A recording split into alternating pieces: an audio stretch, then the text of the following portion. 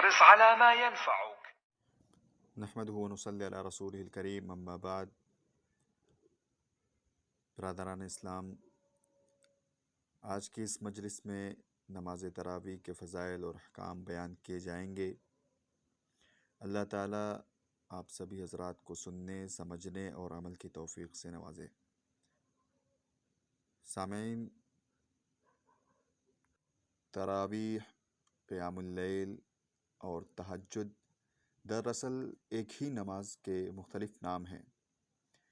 اسی نماز کو رمضان المبارک کے مہینوں کے علاوہ میں قیام اللیل اور تہجد کہا جاتا ہے، اور یہ نماز رات کے پچھلے پہر میں پڑھی جاتی ہے، جبکہ رمضان المبارک میں اسے تراویح کہا جاتا ہے، اور عموماً یہ نماز عشاء کے بعد پڑھی جاتی ہے.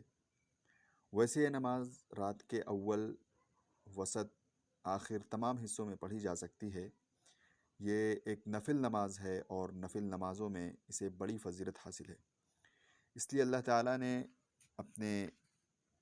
بندوں کو اس عبادت کی ترغیب مختلف طریقوں سے دی ہے. چنانچہ قرآن کریم کے اندر اللہ رب العالمین نے فرمایا، والذین یبیتون لربہم سجدا وقیاما، اور جو اپنے رب کے سامنے سجدے اور قیام کرتے ہیں، راتیں گزارتے ہیں.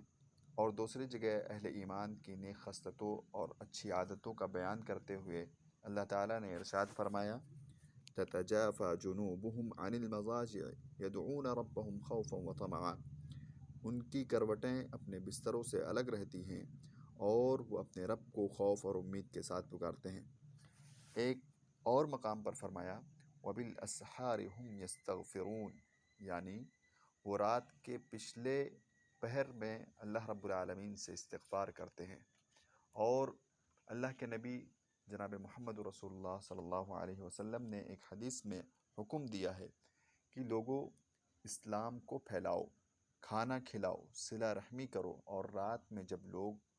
خواب کی حالت میں ہوں، نیند کی حالت میں ہوں، تو تم نماز پڑھو، تم جنت میں بحفاظت داخل ہو جاؤ گے. یعنی جو لوگ رات کے پہر میں قیام اللیل کرتے ہیں وہ انشاءاللہ تعالی جنت میں داخل ہو جائیں گے. خاص طور پر رمضان المبارک کے مہینے میں اس نماز کی فضیلت کے سلسلے میں اللہ کے رسول صلی اللہ علیہ وسلم نے ترغیب دلاتے ہوئے فرمایا ہے کہ جس شخص نے ایمان کے ساتھ اور اجر و ثواب کی امید کرتے ہوئے رمضان میں قیام کیا، یعنی تراویح کی نماز پڑھی، تو اس کے پچھلے گناہ معاف کر دیے جائیں گے. اسی طرح حضرت عمرو بن مرہ الجہنی رضی اللہ تعالیٰ عنہ سے مروی ہے کہ خزاعہ کا ایک شخص خدمت نبوی میں حاضر ہوا، یعنی آپ صلی اللہ علیہ وسلم کے پاس تشریف لایا، اور اس نے عرض کیا کہ یا رسول اللہ، آپ مجھے بتائیں کہ اگر میں یہ گواہی دوں کہ اللہ کے علاوہ کوئی سچا معبود نہیں، اور آپ بلا شبہ اللہ کے رسول ہیں، اور 5 وقت کی نمازیں پڑھوں، رمضان کے مہینے کا روزہ رکھوں، رمضان میں قیام کروں اور زکوٰۃ ادا کروں، تو مجھے کیا ثواب ملے گا؟ آپ صلی اللہ علیہ وسلم نے جواب دیا کہ جس شخص کا انتقال ان اعمال پر ہوگا تو وہ یقیناً صدیقین اور شہداء کے ساتھ ہوگا. تراویح کی نماز تنہا پڑھنی بھی جائز ہے، مگر اسے باجماعت ادا کرنا تنہا پڑھنے سے افضل ہے، اس لیے کہ اللہ کے رسول صلی اللہ علیہ وسلم نے اسے باجماعت پڑھائی ہے اور باجماعت پڑھنے کی فضیلت اپنی زبان مبارک سے بیان بھی کی ہے. چنانچہ حضرت ابو ذر غفاری رضی اللہ تعالی عنہ سے مروی ہے کہ ہم نے رسول اللہ صلی اللہ علیہ وسلم کے ساتھ رمضان کا روزہ رکھا، لیکن آپ نے تقریباً مہینہ بھر تراویح نہ پڑھائی. البتہ جب رمضان کے 7 دن باقی رہ گئے، یعنی 23ویں رات کو آپ صلی اللہ علیہ وسلم نے ہمیں 1/3 رات تک قیام اللیل پڑھائی، یعنی تراویح کی نماز پڑھائی. اور جب 6 راتیں باقی رہ گئیں، یعنی 24ویں رات کو، تو آپ نے ہمیں تراویح نہیں پڑھائی. اور جب 5 راتیں باقی رہ گئی، یعنی 25ویں شب کو، 25ویں رات کو، تو آپ نے ہمیں آدھی رات تک قیام اللیل پڑھایا، یعنی آدھی رات تک نماز تراویح چلتی رہی. ہم نے گزارش کی کہ اللہ کے رسول، کاش کہ آپ اس رات کا قیام اور بڑھا دیتے، یعنی نماز اور لمبی کرتے. تو آپ نے جواب دیا کہ جب بندہ امام کے ساتھ پوری نماز پڑھ لیتا ہے تو اس کے لیے رات بھر کا قیام اللیل لکھا جاتا ہے. پھر جب 4 راتیں باقی رہ گئیں، یعنی 26ویں رات کو تو آپ صلی اللہ علیہ وسلم نے پھر قیام اللیل نہ پڑھائی، اور جب 3 راتیں باقی رہ گئیں یعنی 27ویں رات کو تو آپ نے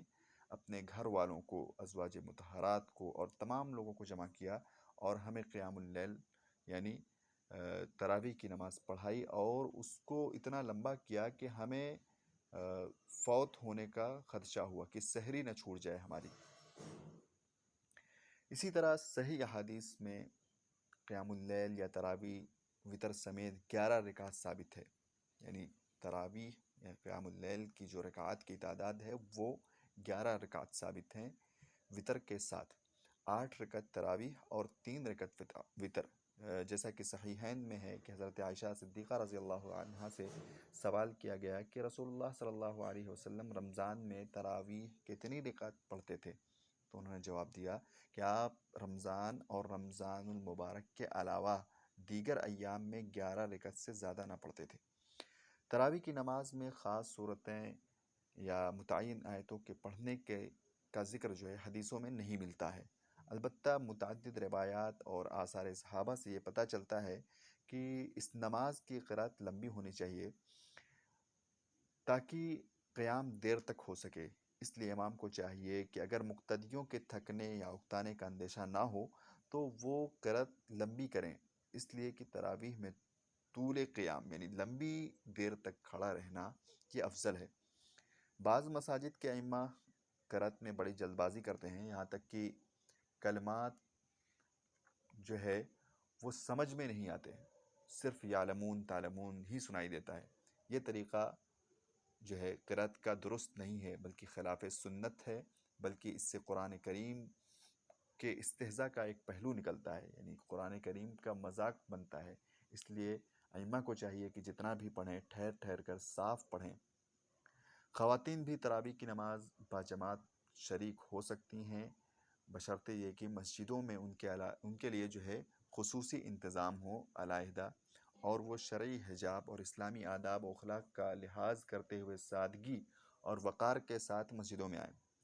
اگر عورتیں علیحدہ جماعت کرنا چاہیں تو ان میں بھی کوئی حرج نہیں ہے، یعنی کوئی پڑھی لکھی عورت ان میں موجود ہے تو وہ امامت کرا سکتی ہے۔ کچھ حالتوں میں مرد بھی تنہا عورتوں کی جماعت جو ہے اس کی امامت کرا سکتے ہیں، جیسا کہ طبرانی اور مسند ابی یعلا میں یہ مروی ہے کہ حضرت ابی بن کعب رضی اللہ تعالیٰ عنہ نے